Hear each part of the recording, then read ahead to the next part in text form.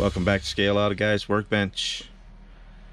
Today we're working on this 2022 edition of the 2005 Cadillac Escalade EXT by AMT. When I ordered this online, I read some reviews about it and they weren't very favorable, but I went ahead and ordered it anyway because that's what I wanted it to do. So anyway, here's your big body. Now this is just like that Chevy Avalanche I did a couple months ago, but that was a die cast, obviously. This body has got some mega twist in it. Nothing too bad that can't be corrected, but nonetheless it's there. It's not as bad as some of the other AMT kits that I've built just recently, but it's still got that twist. It's not that hard to get out. You just have to heat it up and kind of put some pressure on it. So there's the big body. Here's your interior tub. That's got a little bounce to it as well. It's not a big deal. Not a big deal at all. As you can see, it has separate door panels, so that will be easy to detail. Here's your chassis pan. And that's, for some reason, that's got a weird yellow tint to it on this side. It's not on this side, just on that side. Probably some mold release agent. This has got a little bit of a bounce to it as well. Not a big deal. Not a big deal. Like I said, I've experienced worse. So now that we looked at the interior tub, here's the door panels. They're kind of plain, but because they're separate, they're going to be easy to detail as far as painting goes. Here's your seats, your front seats and seat backs.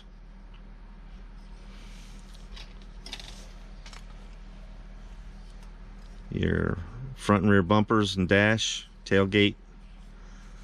All these parts look fairly clean. For the most part, they're rather flash free. Here's your hood, nice detail.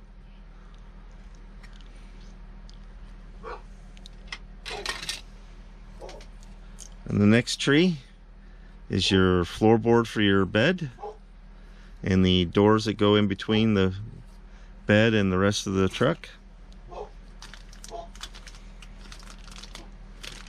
Here's your clear parts with the built-in sunroof. That's kind of raised up there so it would go through the opening on the roof. Your taillights and your high-mounted brake light. Next up is your chrome tree. This one here has a chrome exhaust pipe, running boards, your grill, headlights.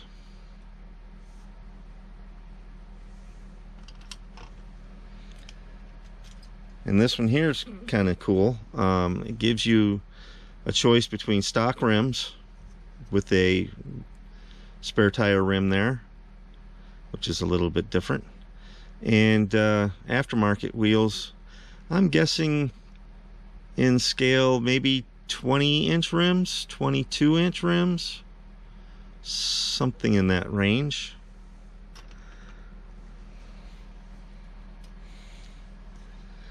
This tree has all your suspension parts, front and rear, and the body side cladding. It kind of goes on the bottom. It's not a running board. Don't remember exactly. I think it goes along the, well, maybe not on this. I'm probably thinking of the Avalanche. Had something like that. It went between the wheel wells on the body side. We'll figure it out when we get there. The last parts tree is all your engine parts and under hood stuff. So you can add all of your hoses and tubing and all that stuff that they put in these modern cars these days. Next up is your decal sheet. Gives you a couple choices of license plates, dash decals, and Cadillac emblems. So that's kind of cool. Set those up there. Last bag, your stock tires, which are Goodyear branded. They have a decent truck tread on them. And then your low profile tires, which are not branded at all. And yeah, I'm not sure how I want to do this. I don't know if I want to go with the stock rims or if I want to go with the aftermarket rims. They both look, you know, the box art has the aftermarket rims and it looks good. On the side of the box it has the stock rims and that looks good as well. So I'm not sure. I'm kind of torn. I'll have to sit and figure that out. Also included in the chrome parts tree, and I forgot about this, this was broken free from the parts trees, your mirrors and the oil pan, transmission pan.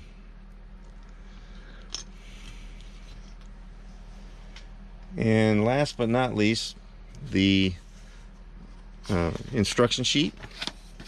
It's pretty well detailed.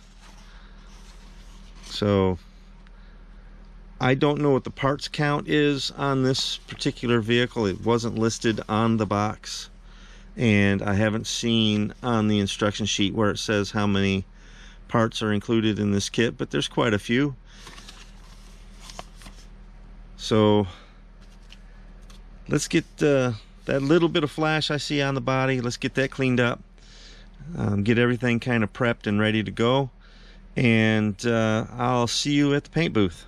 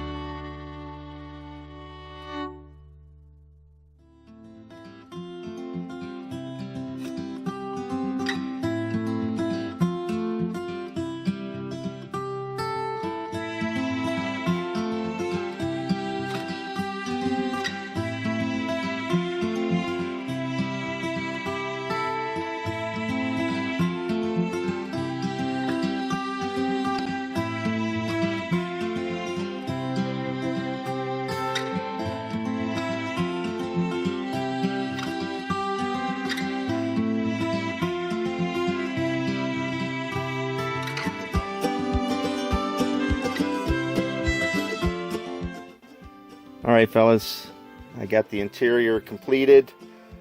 I know I didn't film any of it. I sometimes skip those things. You know that if you've been watching me for any time. This is the finished interior. And behind me here are all the colors that I used to do this interior. And I think it turned out pretty well. In order to do that brown trim around the dash, I used a very fine tipped paintbrush and just layered it on real smooth and slow. It took me a little bit to get it all right, but I think I did a pretty good job, as well as on the door panels. Here's the colors that I used.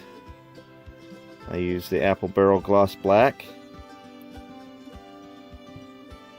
Apple Barrel Real Brown, whoops,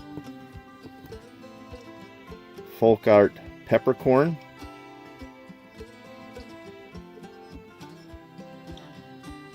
Anita's All-Purpose Rainy Day Gray, Anita's All-Purpose just regular gray, and Apple Barrel Bright Red, as well as a little bit of Future floor polish.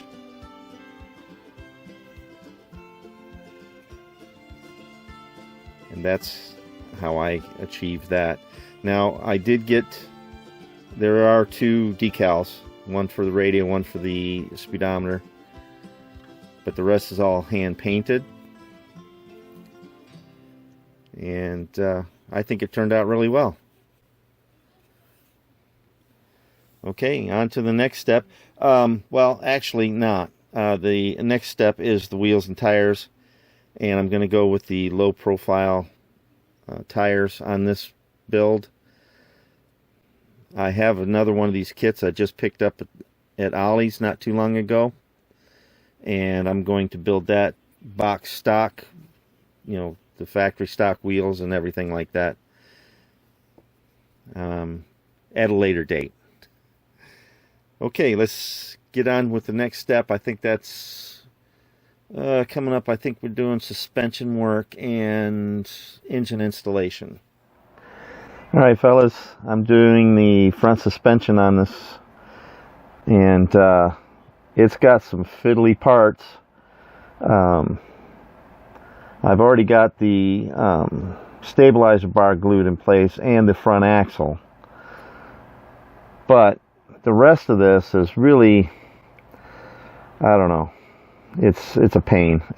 It says to not glue these together, so you have a semi-posable front suspension. And there's little holes down here, and pins at the bottom of these pieces here. And you don't have a whole lot of room to work with getting those pieces in there. Now I kind of test fit everything together, and well, this part is warped, and the direction sheet is almost useless. But this, oh wait, no, it sits back here like that, and you can see the warp in that. There is no locating mark for these. I'm assuming these are shock absorbers, and this is the cross member for the transmission, and the engine goes in next. And then this, you have 4 pins that locate on the frame, and these 2 long pins go into the stabilizer bar link, you know, the end links. So this fits in here kind of like this, and then you got to get the pins on this part into the holes on the ends of this, so you kind of And that's kind of the way it sits. Now I just got to get a little glue and put everything in place. But as you can see, it just kind of pops out. It's very fiddly. So once I get the glue in place, everything should line up perfectly. But I just wanted to point out, there's a lot of little parts and they're little fiddly, you know, they don't sit in the right spots and that kind of thing. And I had to open up some of the holes, like in the center link here. I had to open up the holes to fit over the pins on these. I also had to open up the holes a little bit on these upper control arms that you have to glue in place. Yeah, these are separate. You have to glue them in place and then you can start from there. I had to open the holes on those. And yeah, it's tedious to put this front suspension together. And I can't wait to get to the rear suspension, because I'm thinking that it's going to be infinitely easier to do. So let me go ahead and get this glued up. As you can see, I still have all of the rear end parts on the tree, and I'll get to that in just a little bit. The tires and wheels, now you put the disc brake rotor in there, and then there's a little cone-shaped plug, I guess you could call it, that fits in there. Now I'm trying to figure out how that mounts on here, because that center pin on the wheel doesn't stick up far enough beyond that cone, and I've got that cone pushed down as far as it would go. And I guess you just glue the wheel on so the wheel won't spin. So that's fine. But yeah, as you can see what wheels I'm going with on this. So yeah, so the wheels aren't going to spin. You just glue them in place. That's fine. That's fine. Sometimes you just have to do that. So let me get this put together. I still have a little bit of paint clearing that I have, if you will, so that I have bare plastic to plastic, so the glue I will use will work. Yes, I can use super glue, but I don't care to use super glue. I don't like it.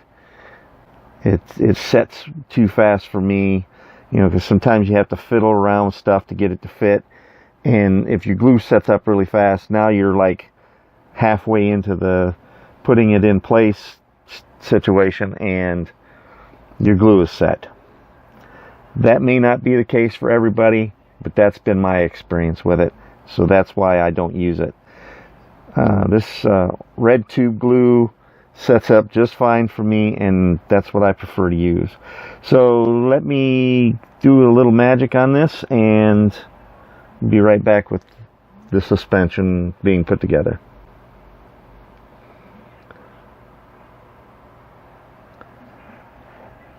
Okay guys, I got some spots cleaned off of the parts, and I'm going to have to come back through and do some light touch-up painting. What I'm going to do is I'm going to clamp everything in place, and hopefully it'll stay there.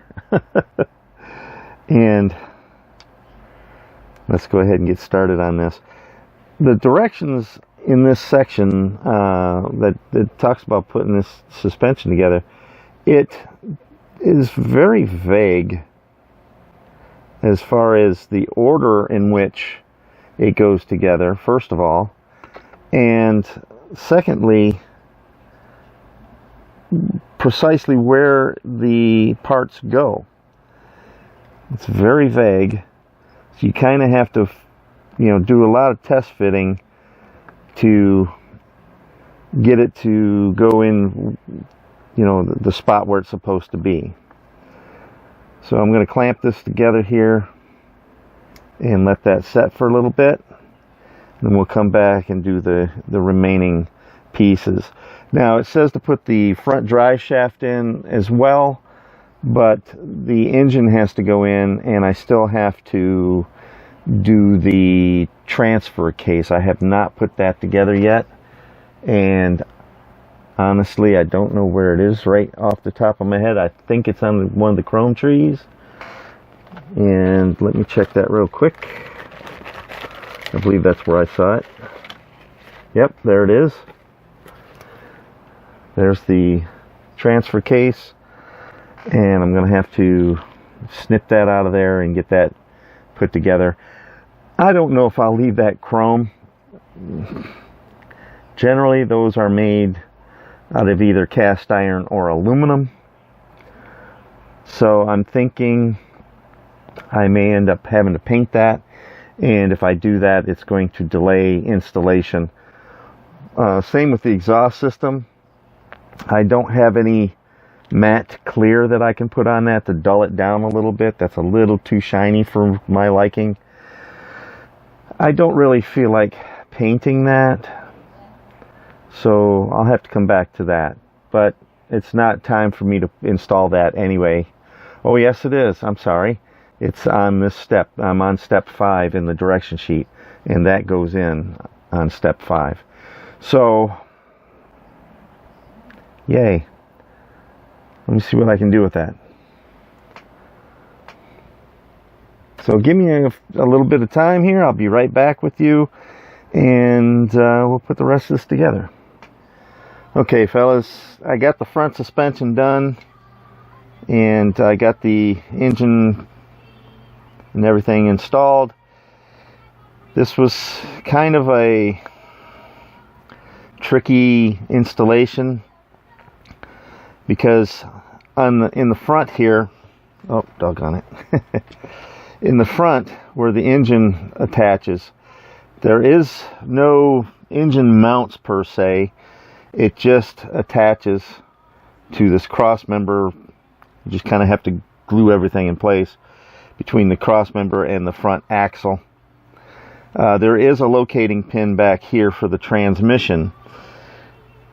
The directions are a little bit sketchy, and I'll show you what I mean here in a second. Here, let me grab this. As you can see, they show everything going together, but they don't give you, well, they kind of do give you a specific order, but it's not real clear. They kind of show in order of precedence how things go together, but the engine won't sit in the chassis without either the front axle or this cradle or front suspension cradle is in place. It just it'll just flop around in there. So you kind of can't follow the order in which they want you to put everything together. So what I did is I installed the front axle, this front cradle, this part here, which is kind of the transmission cross member, and a torsion bar like setup. Then I did the exhaust system.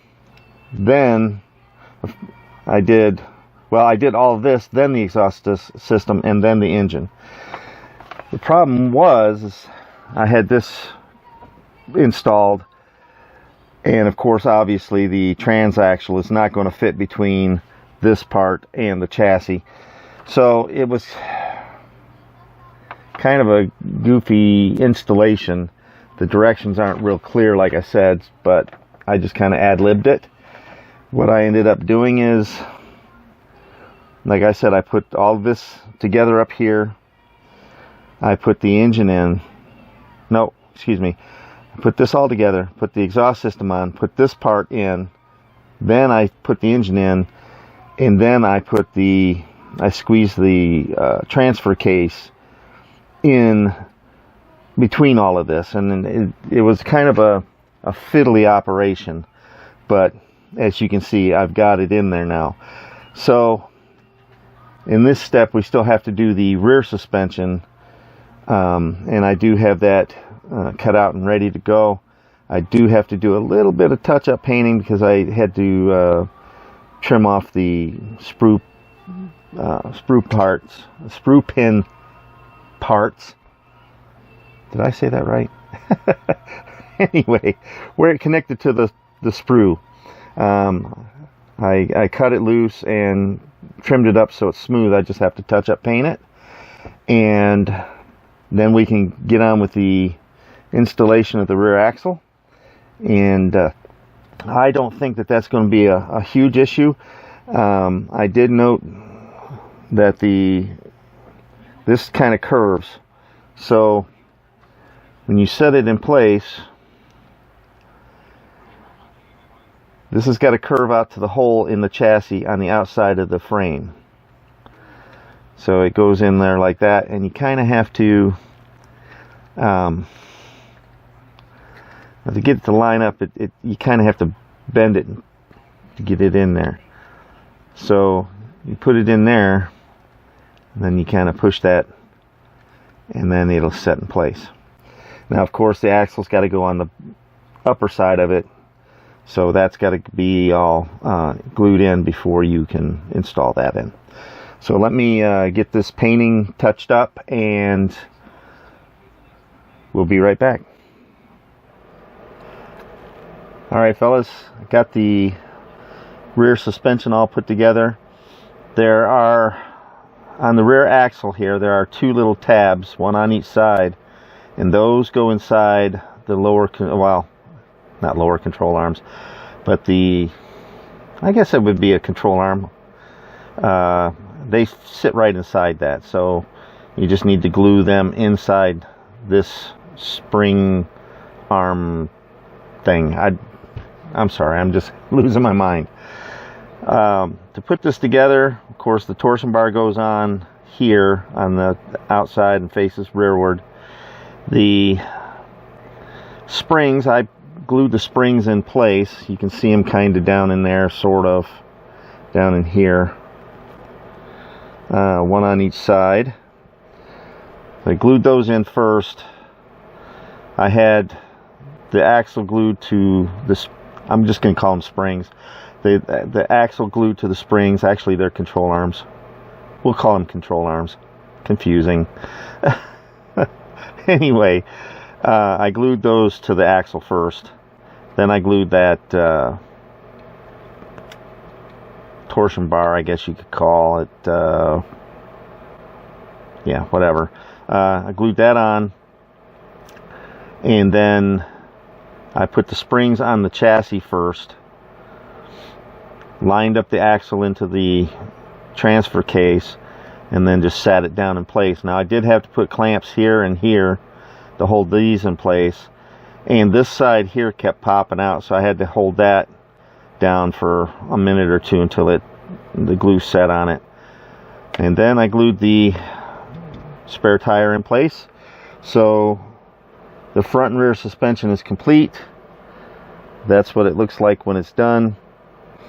And now we're on to the body. Now, I did go through just recently and paint the cowl black. I do have the chrome strip on the hood, as well as, well, the glue should be set up on this already. I have the grill glued into the bumper. Now, I do want to paint in here. Those are like tow hooks. I want to paint those yet. I have the mirror faces here, and what did I do with those? Oh yeah, the mirror bodies are inside the interior tub. We still have to do the underhood stuff, the radiator, and all the wiring and what have you. So that stuff there is the last step, final assembly. So right now we need to do the glass, etc., etc. and I have not removed that from the packaging yet. Before I do this though, I need to, I'm wondering, I should probably run some black around this. I am not sure on that. Alright, let's get to getting the windows in.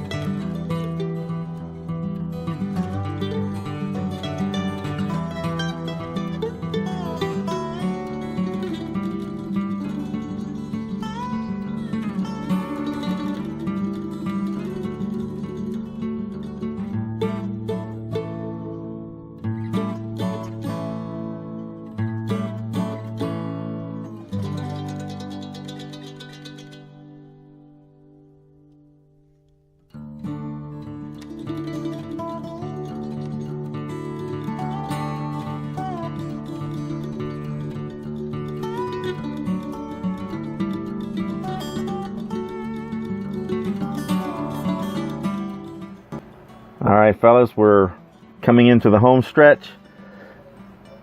I've got all of the taillights, the windows installed, the headlights installed. We just got to do some final assemblies and we'll be done.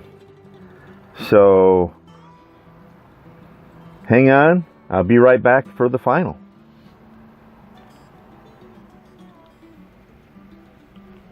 Welcome back to the final on this 2005 Cadillac Escalade EXT by AMT and General Motors. This kit went together so easily, with a few exceptions. The few exceptions are the front suspension was a little bit confusing in the direction sheet as far as the order in which it went together. Once you got it figured out, it went together pretty fine. The engine, transmission, and transfer case, that was a little bit fiddly too, but again, it wasn't that bad. The body just fit right down over the chassis, no problems, no gluing. It fits really tight, so you know, you just have to pry it out a little bit on the sides to get it over the wheel wells, but it goes on no problems whatsoever.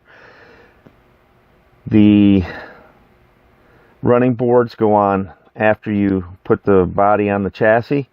Now there is a thing that this kit has that I'm not a real big fan of, and that is this gigantic gap between the hood and the grille. In my opinion, that grille could have come up one more level and that would have been fine. It would have met with the chrome that went on the hood a lot easier. It would have looked a lot more uniform. Instead, you have a gigantic gap there, unlike the box art. You know, what can I say? The bumper would not go up any higher because of the recesses for the fog lights and the tow hooks.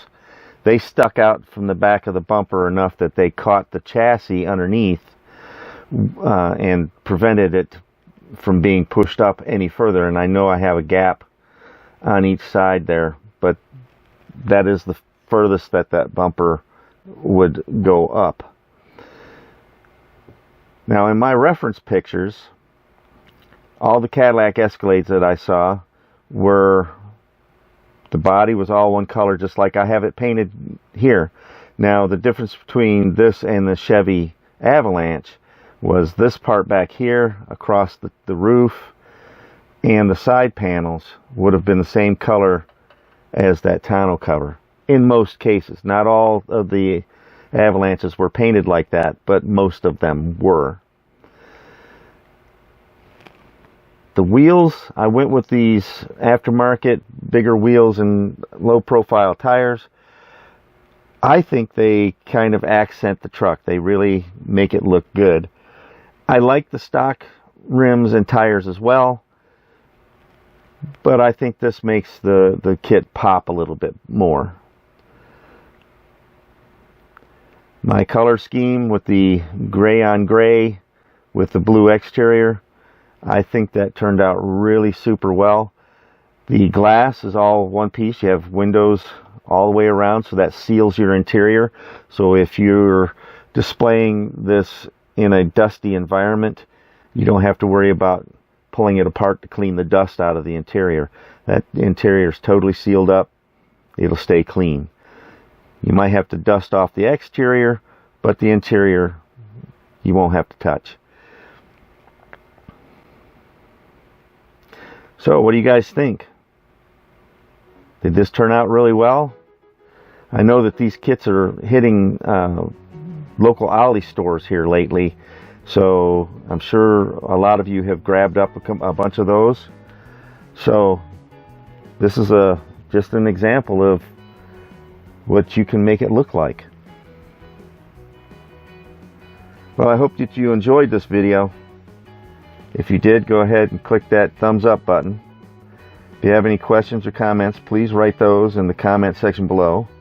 Or if you prefer, you can drop me a line at scaleoutaguy@gmail.com, and I'll be happy to respond to you as soon as possible. Be sure to follow me on Facebook for daily updates on upcoming videos and other topics. If you want more videos like this one, make sure to hit that subscribe button below.